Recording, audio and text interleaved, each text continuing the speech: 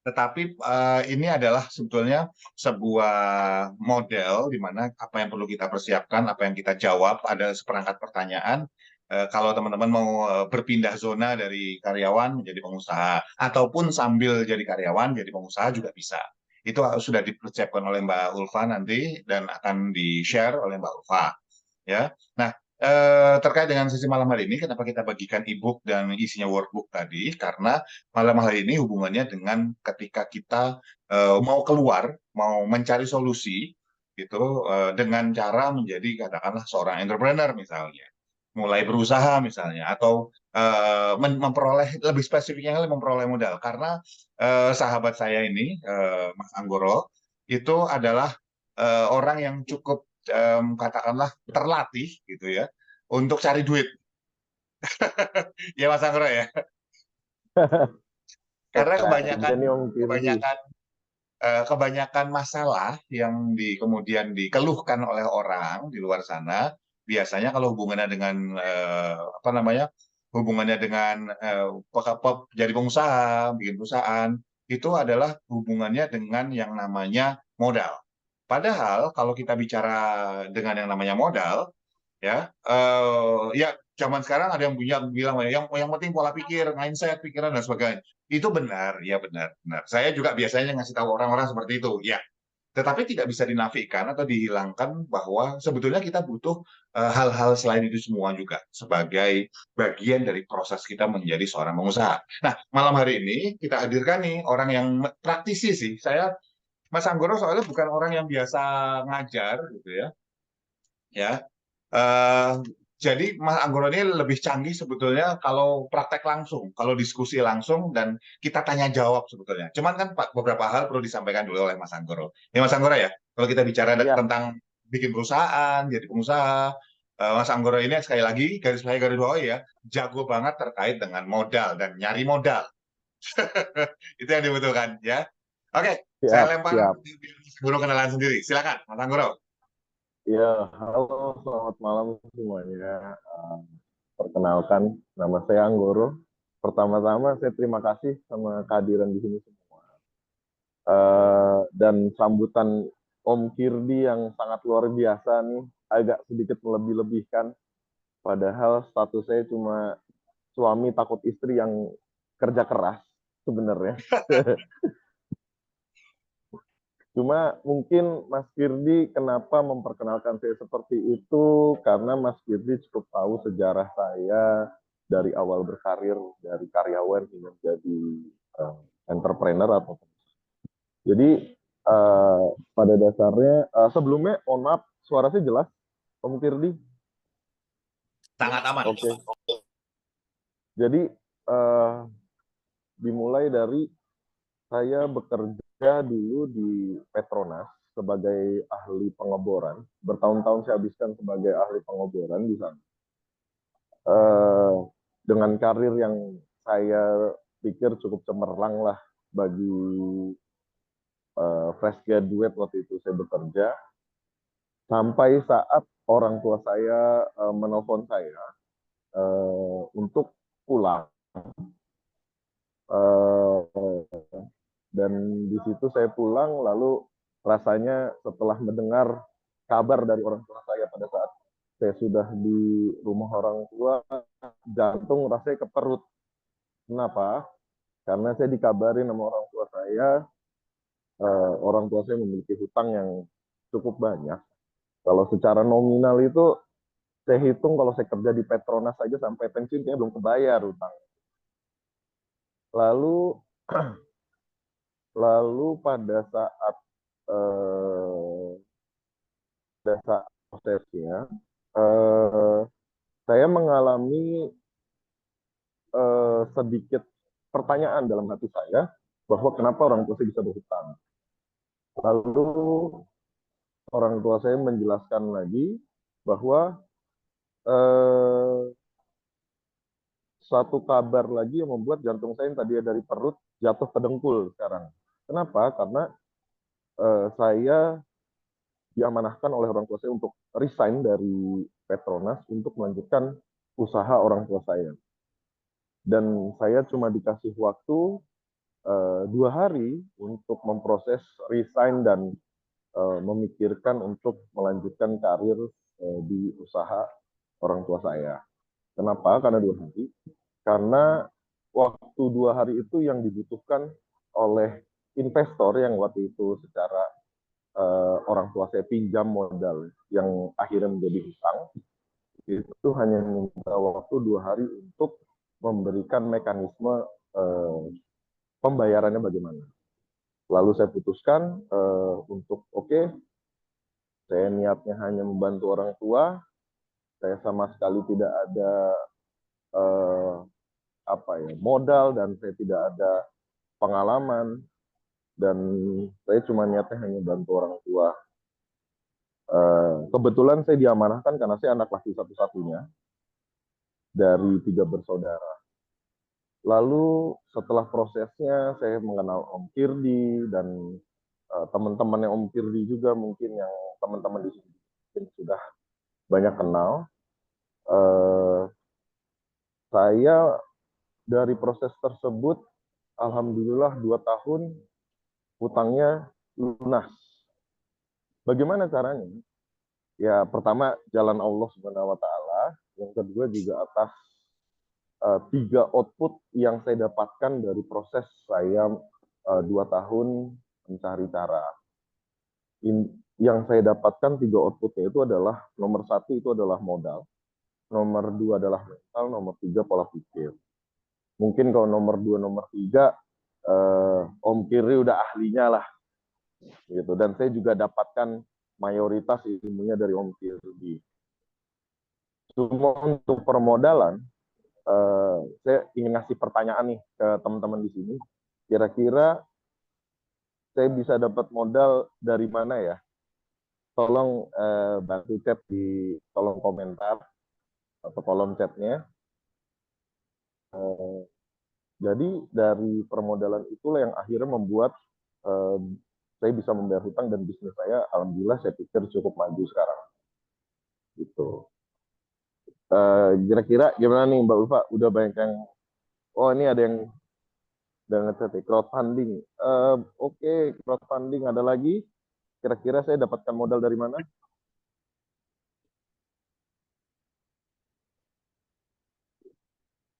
Untuk crowdfunding tidak sih sebenarnya. Crowdfunding itu saya pernah terpikir, cuma saya akhirnya tidak mengambil jalan itu. Cuma ada unsur crowdfunding yang nanti saya jelaskan. Ada lagi kira-kira yang bisa nebak nih, saya dapat modal dari mana?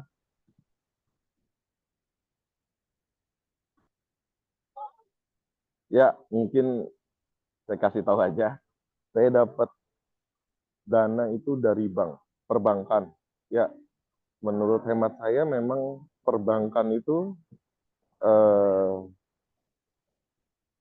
awalnya saya pikir susah.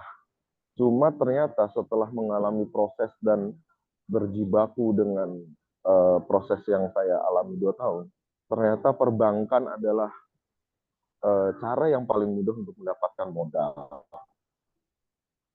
Mungkin bagi teman-teman di sini ada yang, wah bang ribet apa segala macam. Ya memang pada dasarnya kalau kita tidak tahu caranya, kita pasti berpikir ribet. Tapi setelah saya mengalami proses, ternyata dari seluruh aspek yang bisa saya dapatkan permodalan, bank adalah unsur yang paling mudah.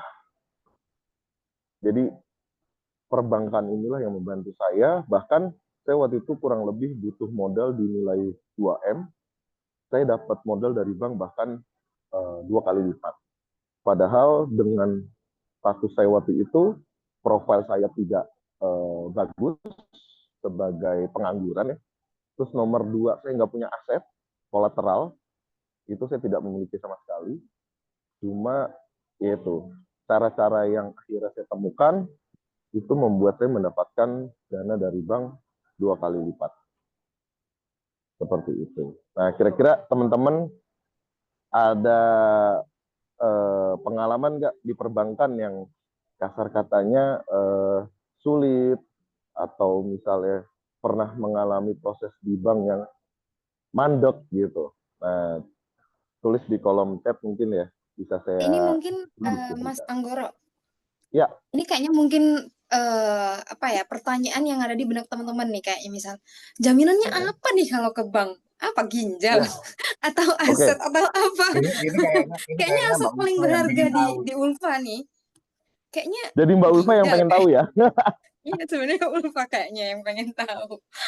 Iya, jadi Mbak Ulfa gini, nomor satu, kalau kita pola pikir ke bank itu cuma mikirin aset, ya kita nggak akan jalan ke bank karena kalau jatuhnya kita mikirin ke bank itu dengan aset, ya nggak ada bedanya dengan pegadaian.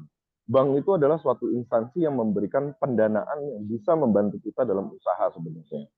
Maka dari itu, kalau misalnya kita masih mikirin aset, berarti pola pikir kita bank ini seakan memberikan kerugian bagi kita atau memberikan suatu counter bagi apa ya daya daya daya serang bagi usaha kita yang membuat usaha kita itu bisa jadi terjerat atau apa. Tapi aset itu adalah nomor dua bagi saya di bank.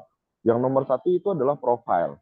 Bagaimana cara memperbaiki profil kita? Karena eh, pengalaman saya sekarang di titik sekarang ini itu untuk saya mendapatkan dana dari bank, saya tidak berpikir untuk aset.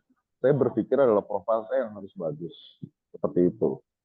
Dan teman-teman di sini, kalau misalnya mengikuti prosesnya atau Mbak Ulfa mengikuti proses yang seperti saya lakukan, mungkin bisa jadi cepat daripada saya atau lebih cepat daripada 2 tahun, bisa jadi lebih lambat.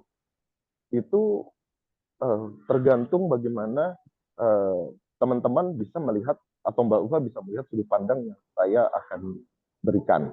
Seperti itu sih Mbak Ulfa. Nah, kira-kira dari teman-teman yang lain ada pertanyaan nggak nih terkait perbankan atau pengalaman perbankan? Mas Anggoro, sebetulnya ini menarik nih ya, kalau dibilang Ya, bahwa mikirnya cuma aset gitu ya. Tapi kan bukannya bank itu memang hanya akan meminjamkan seseorang pakai aset tertentu, kan nggak mungkin tadi kata Mbak Ulfa ginjal kita dijaminkan gitu di bank kan gitu ya ya. betul, betul, Eh, betul. Tapi yang yang sekarang, yang, yang kedua, yang kedua, eh, bank itu kan banyak orang merasa yang setelah apa namanya pinjam, terus kemudian lagi kan kadang-kadang bisnis itu kan ups and down, naik dan turun. ya, Eh, kan kemudian yang terjadi adalah bank mengambil mengambil alih aset tersebut gitu. Kayaknya itu deh yang membuat orang-orang itu jadi takut untuk kemudian berurusan dengan bank untuk permodalan.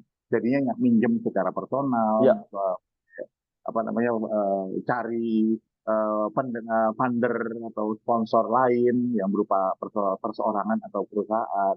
Nah, ya, menurut Mas gimana ngelihat itu?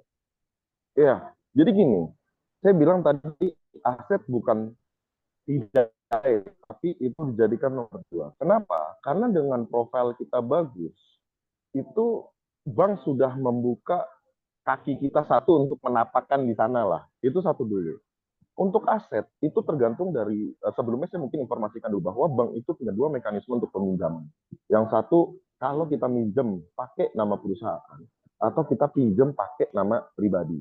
Nah, untuk teman-teman atau mungkin saya waktu itu, saya menggunakan dengan nama pribadi, bukan pakai nama perusahaan bapak ibu saya, karena perusahaan bapak ibu saya juga sudah terlilit jelek ya namanya di bank waktu itu. Jadi saya gunakan pakai nama pribadi. Setelah pribadi kita sudah bagus profil di bank, itu bahkan orang bank akan memberikan referensi beberapa aset seperti itu. Nah, caranya gimana sih mekanismenya? Nah, eh, saya agak agak sulit kalau misalnya menjelaskan di sini. Kenapa? Karena beberapa hal itu yang seperti tadi Mas Kiri bilang, saya ini praktisi.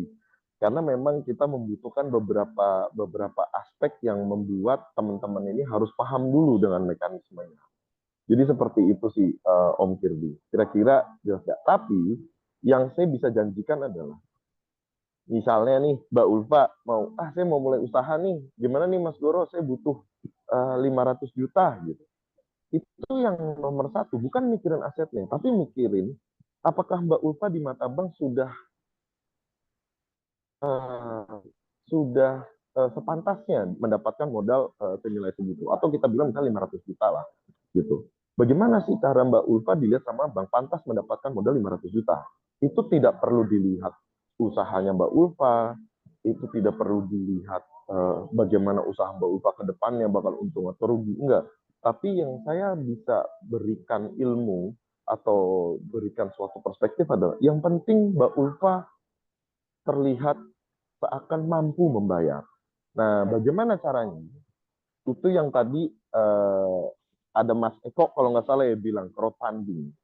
Crowdfunding itu salah satunya. Tapi kalau saya waktu itu dengan cara meminjam ke investor duit atau uang yang bukan untuk permodalan. Contoh sebagai seperti ini. Misalnya kita simulasi nih Om Kirdi. Saya Mbak Ulfa misalnya butuh modal 500 juta.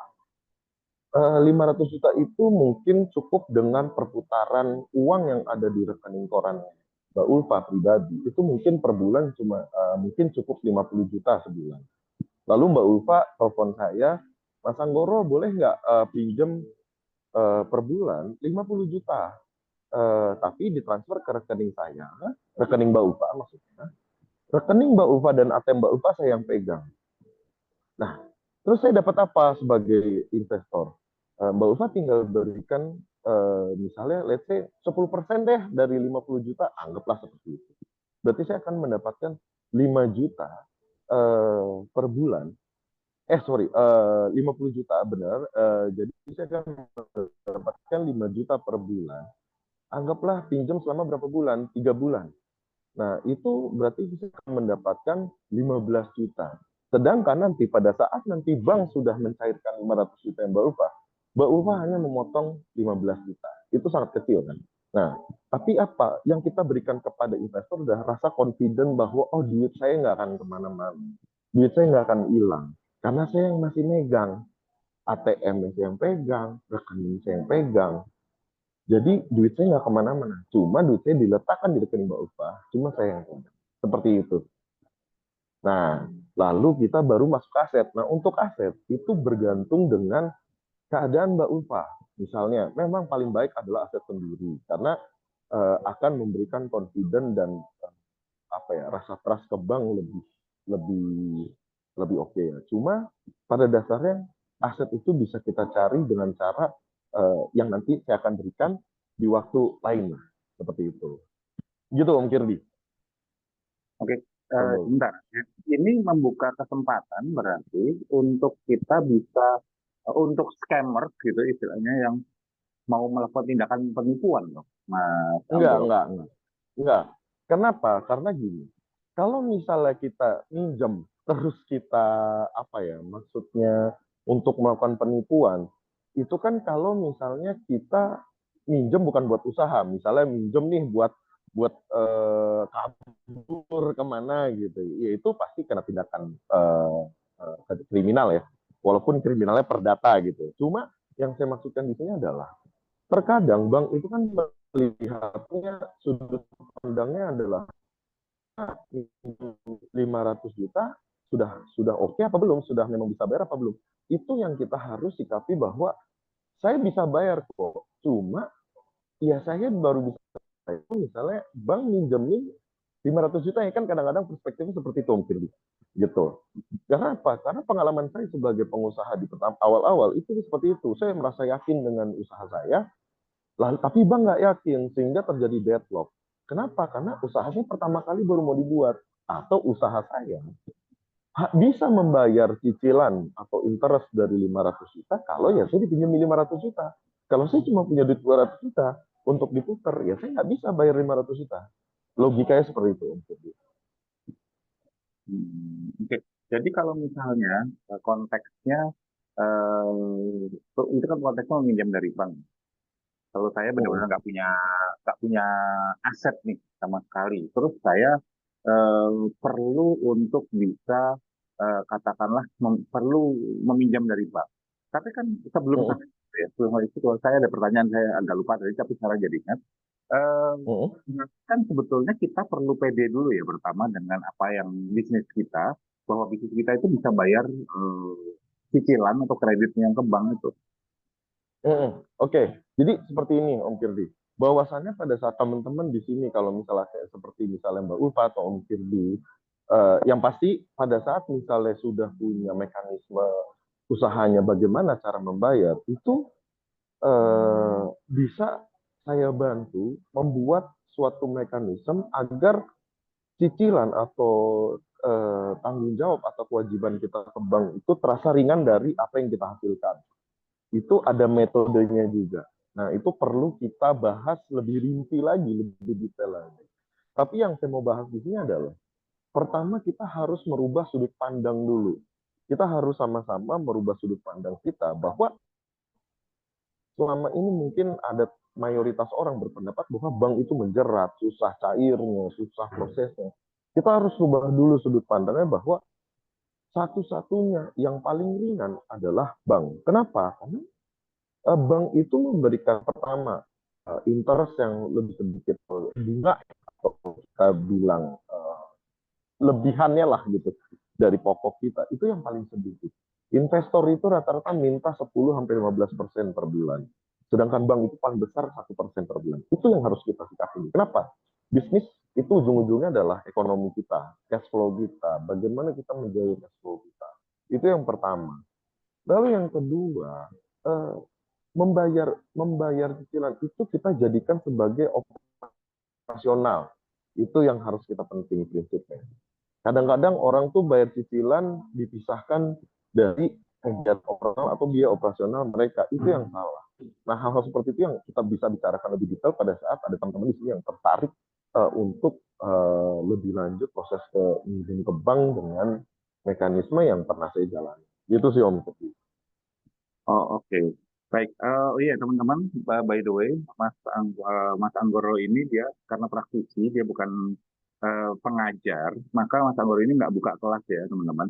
Cuman mungkin pas Mas Anggoro pas lagi di Jakarta nanti eh, akan bisa memberikan waktu buat yang hadir di sini kalau nanti mau ketemuan sama Mas Anggoro, kita biasanya ngopi-ngopi ya, Mas Anggoro ya. Iya, iya, Ngobrol ngopi, tapi bawa ini ya, bawa coret-coretan ya, untuk nyatet, untuk hitung-hitungan dulu, nanti dihitungin segala macam kayak gitu. Ini iya. kok, apa namanya, orangnya baik hati dan suka membantu Mas Ambaro ini. By the way, kenapa bajunya tebal banget Mas? Berapa derajat di sana sekarang? Sekarang lagi di 2 derajat.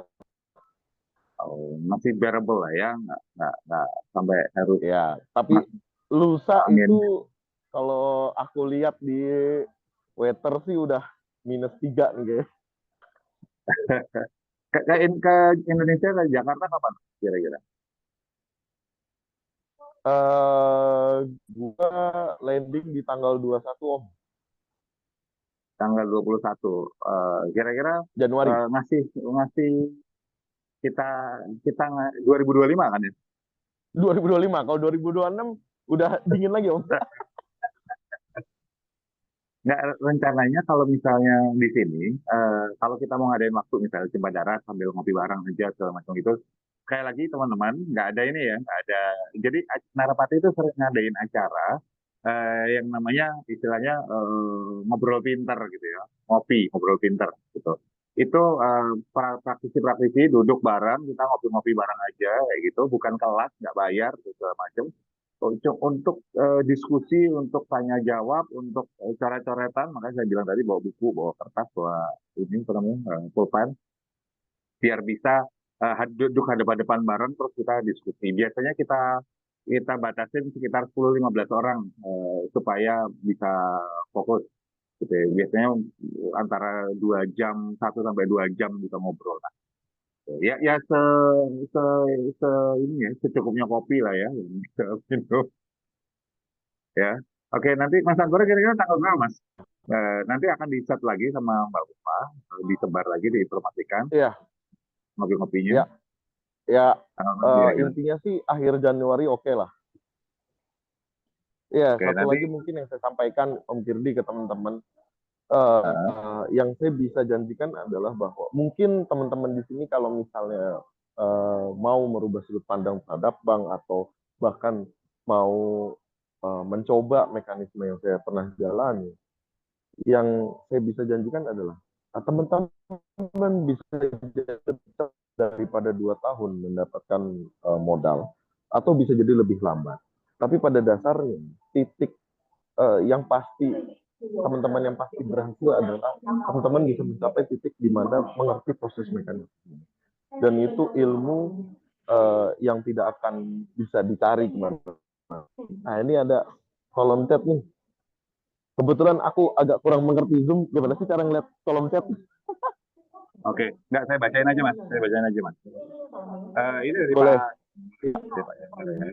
Pak Januar.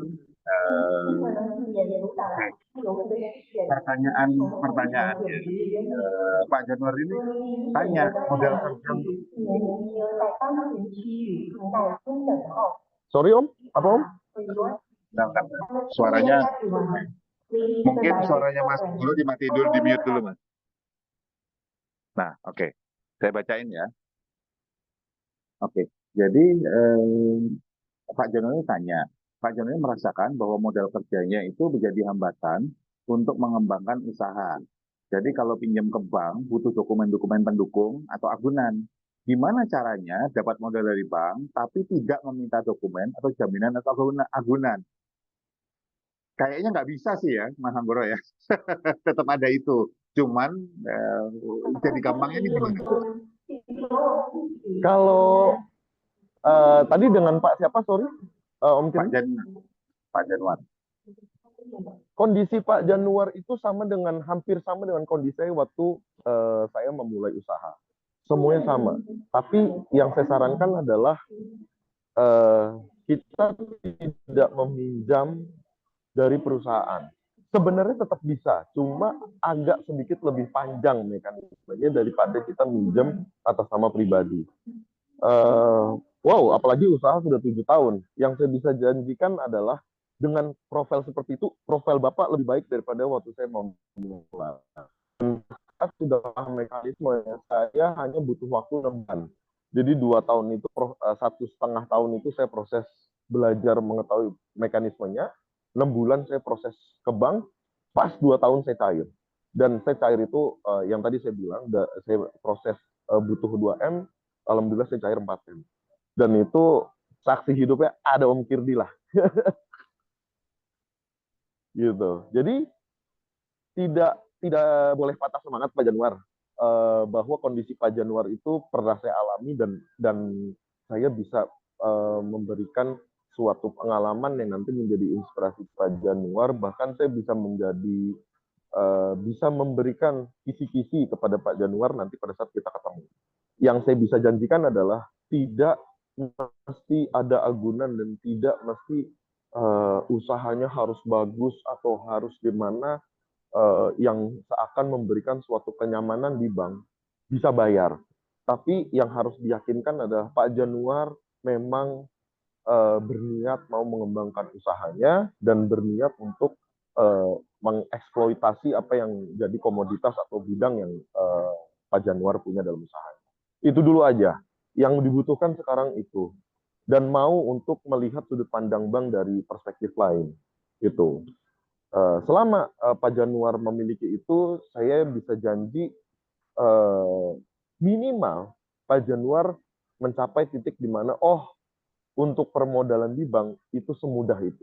Dan tinggal Pak Januar mau apa enggak melanjutkan proses atau merealisasikan proses yang nanti saya berikan. Oke.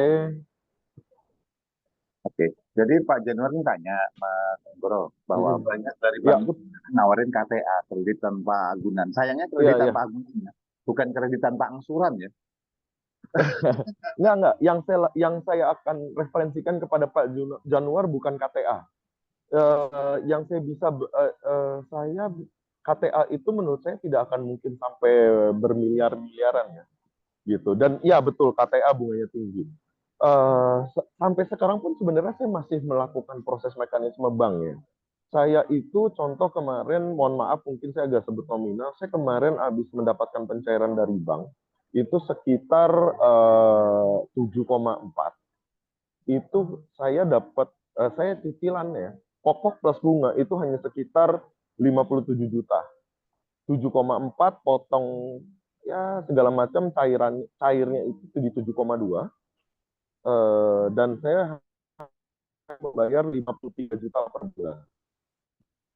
Terus apalagi tadi ada yang set lagi Om Ada yang Kirby, nanya sorry. nih. Oke, saya bacain ya dari Pak Hmm, Fahrul dulu nih. Ya, ya. gimana cara menentukan atau merancang bidang usaha yang cocok sebagai pemula atau low risk? Yuk, gimana nih Mas? Kalau mau mulai Eh, bisnis, milih yang mana nih low risk? Kalau Loris itu jadi gini, dalam bidang usaha itu saya rekomendasikan bukan dari resiko besar apa kecilnya, tapi eh, apapun bidangnya, apapun resikonya, kalau kita tidak punya integritas, kita tidak punya yang tadi mental dan pola pikir yang saya pikir Mas Kirby bisa sering kasih ya, itu apapun menjadi high risk. Tapi kalau kita punya mental, pola pikir yang sudah tepat, apapun menjadi low risk bisnis. Kalau menurut saya ya, kenapa? Karena gini, kita punya pengetahuan di batu bara misalnya, kita bisnis batu bara gitu. Lebih baik ya kita berkomitmen dan berdedikasi terhadap batu bara itu gitu. Sorry tadi ada yang nanya lagi, Om Kirby. Bentar, Mas Anggoro. Enggak, saya komentarin ini menjawab pertanyaannya Pak Fahrul ini. Pak Fahrul, nanti Oh ya, di akhirnya Mbak Ulfa akan membagikan e-book. Ya, e-book ini sebetulnya isinya workbook, Pak Fahrul atau Mas Fahrul ya. Eh, Kalau Mas Fahrul atau Pak Fahrul memang ingin memulai bisnis dan belum tahu, masih agak bingung, ikutin aja workbook itu. Ikutin yang nanti diberikan. Itu cocok banget, cocok banget. Buat teman-teman di sini yang baru mau mulai bisnis, mau mulai usaha, workbook yang akan dibagikan Mbak Ulfa gratis karena ikut sesi ini itu memberikan panduan yang saya rasa cukup umum dan sangat awal tapi untuk mulai bisnis. Jadi bukan mulai dari apanya dulu, diisi dulu. Itu ada seperangkat pertanyaan yang kalau teman-teman isi, Bapak Ibu isi, uh, ini apa namanya bisa bisa untuk teman-teman lebih yakin, lebih pede mulai bisnis apapun, gitu ya, bisnis apapun. Oke, itu aja untuk Pak Fahrul, Mas Fahrul ini. Ada lagi dari ini, Mas Pak Ruby atau Bu Ruby saya ini ya, ya, Mas tanya nih, Kak mau ya. tanya, disebut Kak, bagaimana cara keberlanjutan?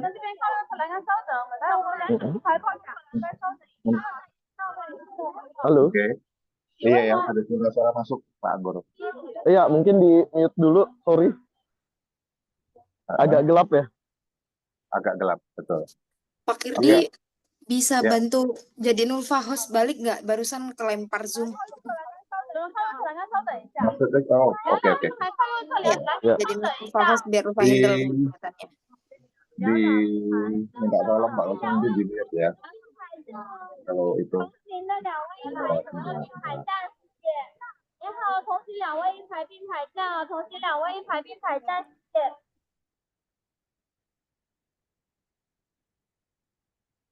Nah, saya agak gaptek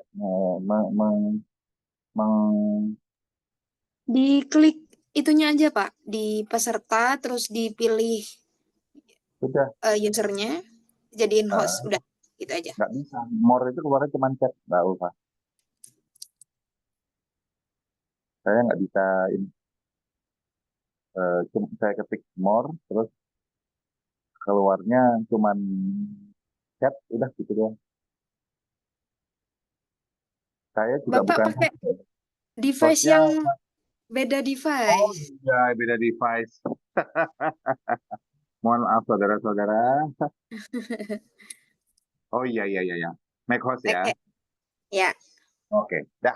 Terima Oke, kasih. udah. Maaf Baik, saya saya bantu teman-teman mute. saya salah. Boleh dilanjut. Baik, saya lanjut ya. Ini Mas Anggoro, pertanyaan berikutnya dari Pak atau Bu Ruby gitu ya. Bagaimana tren keberlanjutan dan tanggung jawab sosial perusahaan atau CSR bisa menjadi faktor yang mendongkrak untuk pada tahun 2025 ini khususnya untuk small business. Jadi Mas Anggoro, permodalannya dari CSR perusahaan Kira-kira gitu. Trennya gimana menurut Mas Anggoro? Mas Anggoro masih di mute. Mas Anggoro masih di mute. Oke, Nah, udah ada suaranya? udah ada suaranya. Nah, Oke, saya sih tidak merekomendasikan eh, dana CSR itu untuk modal ya, tapi untuk lebih mendongkrak laporan keuangannya. Jadi suaranya, permodalan itu menurut saya pada saat kalau, kita kalau, sudah, halo nah, halo, kalau jalan, suaranya putus-putus kayaknya kalau jalan. oh sorry bentar, aku soalnya udah harus jalan sedikit sebentar. Oke sebentar. Oke, sebentar. Saya minta waktu sebentar.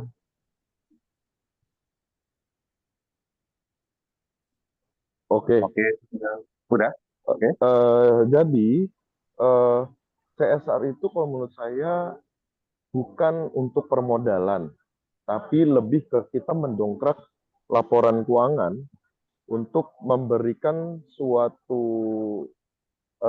eskalasi pendapatan gitu. Jadi perputaran kita semakin besar. Jadi maksudnya gini, walaupun dalam dasarnya nanti menjadi CSR, tapi kita bisa akali dengan bahwa CSR ini adalah pemasukan ke perusahaan kita seperti itu, Om. Dan itu akan mendongkrak dari laporan keuangan terhadap income kita sehingga lebih baik lagi laporan keuangannya. Gitu, Om Girdi. Jadi maksudnya lebih baik dana CSR itu tidak digunakan untuk membuka atau membuat sebuah perusahaan, tapi untuk meningkatkan kredibilitas atau profil dari perusahaan yang sudah ada, gitu maksudnya ya. Iya, betul betul. Ini saya mohon maaf ya dengan keterbatasan karena saya baik lagi dengan profil saya suami takut istri, lagi nemenin istri ke suatu acara. Iya, iya, iya. Iya. Suami takut istri harus kerja keras. Oke, jadi kalau kita bicara tentang dana CSR tadi, gitu ya, kembali ke situ. Jadi kalau misalnya kan biasanya di perusahaan-perusahaan seringkali memberikan dana CSR untuk misalnya penduduk lokal gitu misalnya atau orang-orang setempat gitu misalnya untuk membangun UMKM misalnya yang berhubungan dengan misalnya desa wisata, berhubungan dengan katakanlah kerajinan sebuah daerah atau makanan, kuliner dan sebagainya. Apakah itu juga nggak boleh digunakan sebagai apa namanya salah satu alternatif permodalan untuk bikin perusahaan? Ya, ya memang small medium enterprise sih, UMKM sih lebih tepat kan gitu. Ya, karena gini, Om Firdi, ini tergantung dari arah perusahaan ini mau kemana. Karena gini, karena kalau di bidang komoditas saya, dana CSR itu sebenarnya itu kan untuk pemberdayaan sosial setempat. Jadi kayak contoh gini, biasanya saya gunakan untuk catering beberapa beberapa karyawan yang saya di lapangan gitu. Nah, itu berikan pekerjaan. Sehingga apa? Tapi perusahaan catering ini itu kita yang bikinin ke masyarakat lokal. Nah, si perusahaan catering ini kan akhirnya punya perputaran. Nah, perusahaan catering ini akhirnya bisa meminjam modal lagi sehingga next step-nya perusahaan catering ini akan berkembang lagi. Seperti itu Om Girdi. Oke. Nah, ini ada pertanyaan juga nih, biar biar kita waktunya ini ya, Iya, ya saya skip dulu.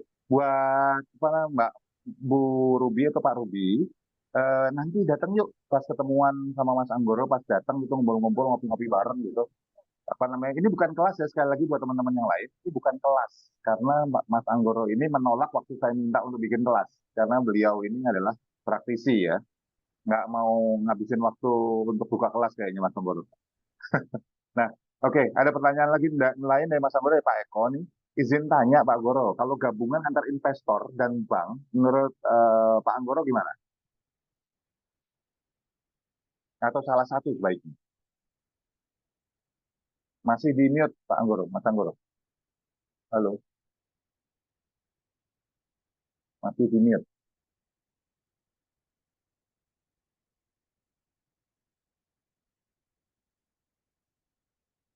Halo, Mas Anggoro masih di mute, masih di mute, masih di mute. oke, sorry. Eh, Iya, jadi untuk investor dan bank itu saya setuju digabungin, tapi bukan untuk permodalan. Jadi maksud saya gini, misalnya kita butuh modal 5M, 2,5M sama bank, 2,5M sama investor, saya tidak merekomendasikan. Kenapa? Karena itu butuh orang keuangan yang sangat profesional dan itu membuat pos perusahaan jadi bengkak. Nah, saya lebih mereferensikan adalah investor itu digunakan untuk mengeskalasi kapabilitas keuangan kita sehingga di mata bank itu kita lebih baik lagi. Seperti itu, Pak Eko. Jadi totally modal itu kalau kalau yang terbaik buat perusahaan adalah hanya dari bank. Investor itu banyak risikonya. Kenapa? Misalnya kita dispute terhadap kontrak itu, kalau investornya agak kejam ya bisa masuk langsung ke pidana, perdata, itu sangat runyam lah gitu. Jadi kalau menurut saya investor itu benar-benar kita pinjam uang hanya untuk yang notabene tidak ada sisi pertaruhan, karena bisnis itu kan kadang-kadang menjadi pertaruhan ya, seperti itu. Jadi untuk modal better salah satu, tapi kalau untuk mengambil dana untuk mengeskalasi itu bisa dua-duanya. Untuk Pak Januar saya sampai Jakarta tanggal 21, saya tanggal 22 sudah aktif beraktivitas di tanggal 22. Di gitu.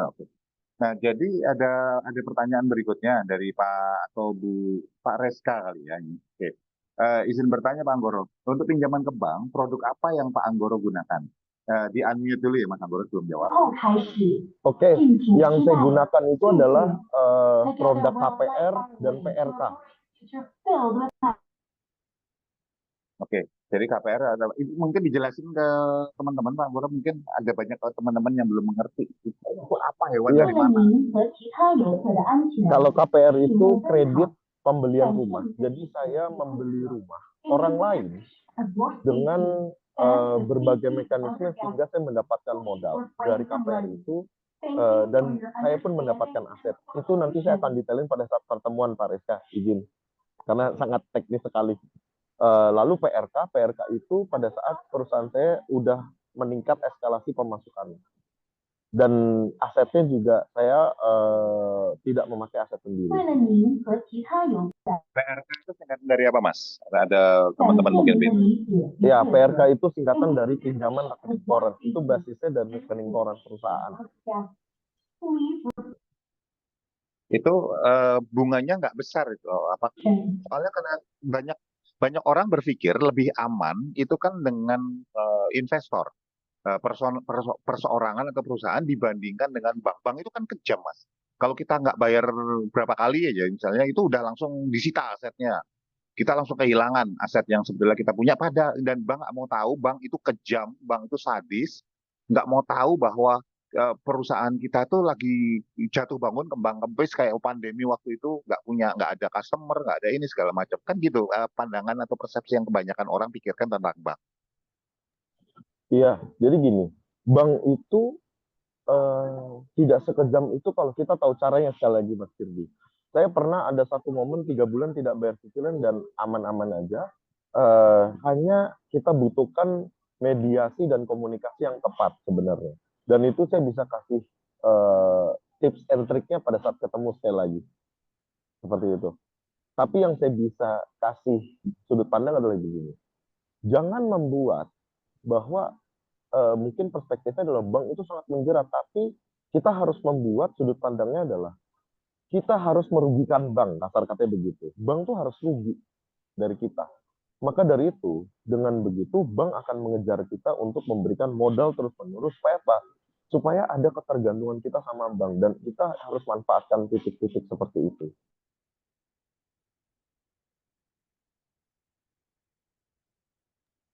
Untuk selanjutnya Pak Januar ya, karena saya sudah mengembangkan bisnis sampai ada 5 cabang, COVID tutup semua.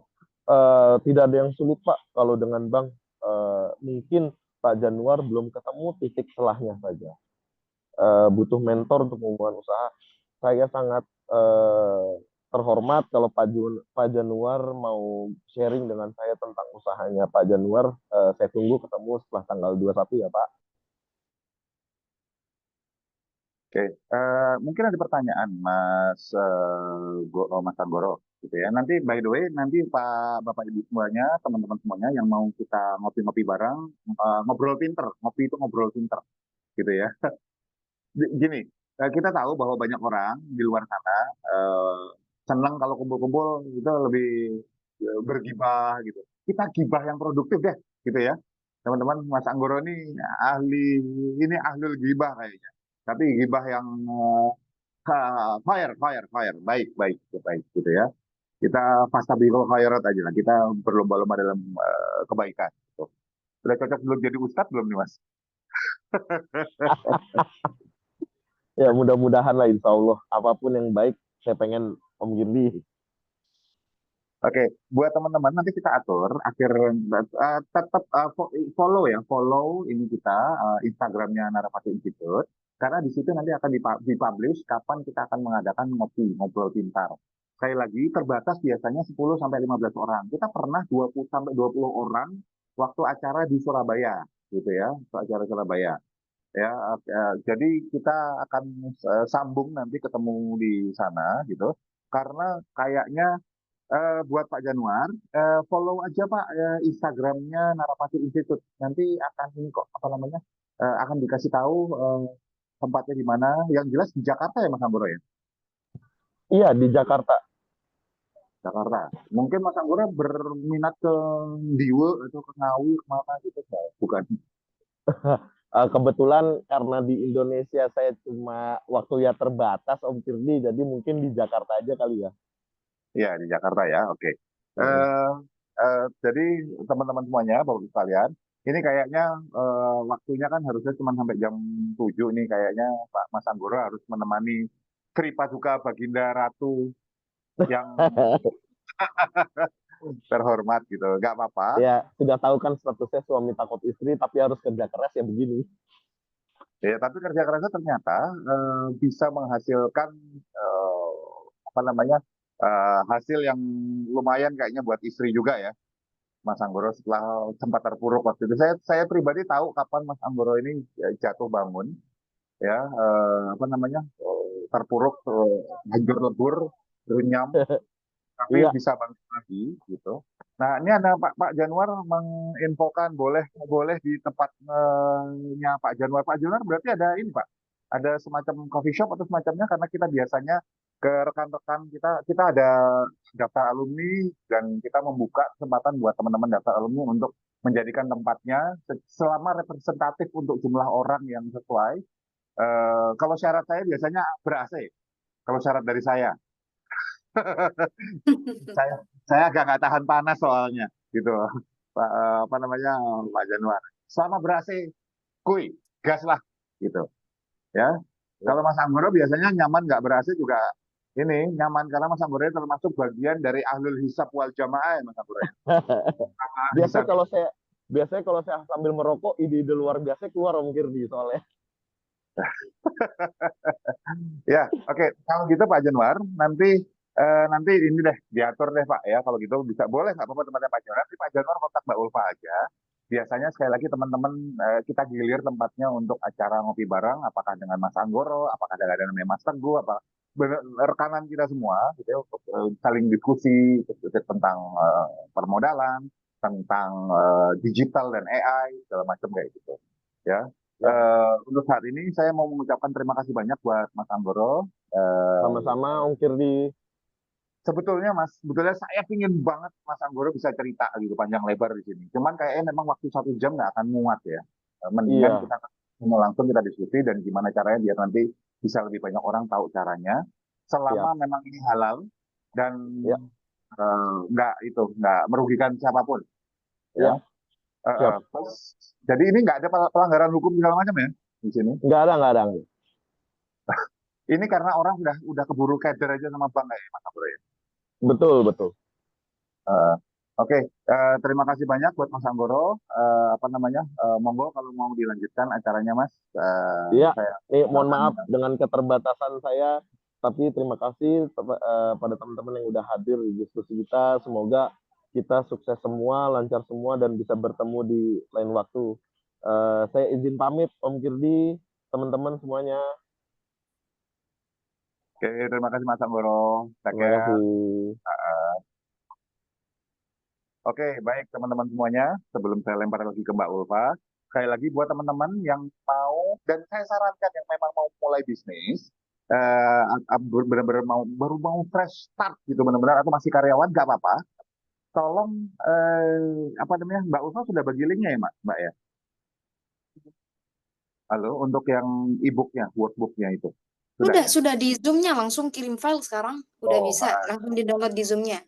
di Di ini lagi lah ya, di chat. dikirim lagi ya, diulangin lagi, dikirim lagi gitu, biar Boleh. teman-teman bisa download. Nah, silakan itu free ebook dari kita gitu. Kita kalau mau join grupnya juga ada, kita ada grup di sini teman-teman, grup orang pinter gambarnya dukun gitu.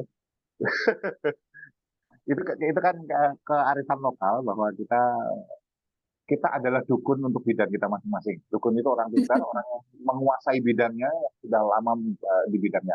Nggak harus sesuatu yang sifatnya magic, klinik, dan goib ya, gitu teman-teman. Nah, sekali lagi saya cuma mengingatkan bahwa follow Narapati Institute, narapati.institute di Instagram, gabung di apa namanya grup kita, WhatsApp grup kita, karena selalu ada ebook gratis setiap hari. Ini timnya Mbak Ulfa luar biasa nih.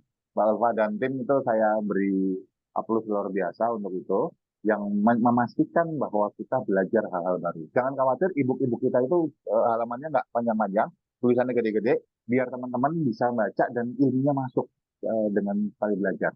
Kan nggak apa-apa ya, belajar setiap hari gitu ya, hal baru, hal baru, hal baru, yang bisa menjadi database kepala kita untuk melakukan bisnis dan mudah-mudahan membuat kita jadi lebih baik ke depan dalam apapun.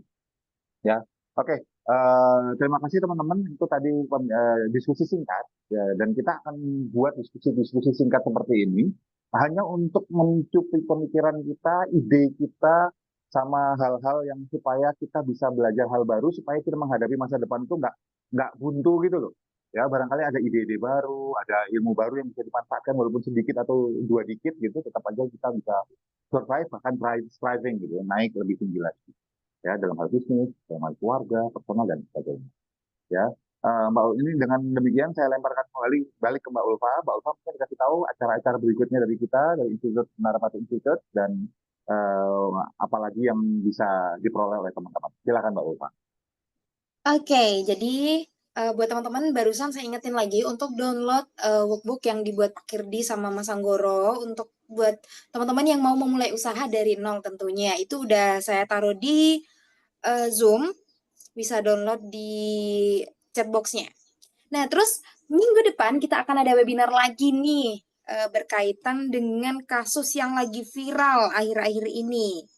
Nah, apa nih webinarnya yaitu jerat dengan kata mengungkap manipulasi psikologi dalam kekerasan seksual. Ini akan berkaitan dengan apa ya kasus-kasus Agus difabel. Nanti akan dikupas tuntas gimana ceritanya seorang difabel bisa menjadi tersangka gitu ya, tersangka kasus kekerasan seksual kan sebenarnya kalau dipikir dari logika aja kan kayak nggak nyampe, kayak aneh gitu kan. Nah, tapi akan kita bongkar gitu ya sama Pak Kirdi tentunya di tanggal 15 Januari hari Rabu, sama-sama hari Rabu ya. Tapi jamnya akan beda, itu akan kembali normal di jam 19 sampai jam 20. Untuk link pendaftarannya nanti akan Ulfa share lagi di grup. Jadi pastikan kalian udah join grup ya. Udah itu aja buat teman-teman semua. Ulfa terima kasih buat yang stay dari awal sampai akhir, bahkan tadi juga ada gangguan sinyal segala macam, tapi Ulfa bangga sama kalian semua, tetap masih mau belajar di webinar-webinar gratis kita. Mungkin itu dulu aja. Ulfa mau ngucapin maaf kalau ada salah-salah kata atau ada kurang-kurangnya di webinar kita. Kurang lebihnya mohon maaf. Wassalamualaikum warahmatullahi wabarakatuh. Selamat malam semuanya. Assalamualaikum. Terima kasih teman-teman semuanya. Sampai ketemu lagi.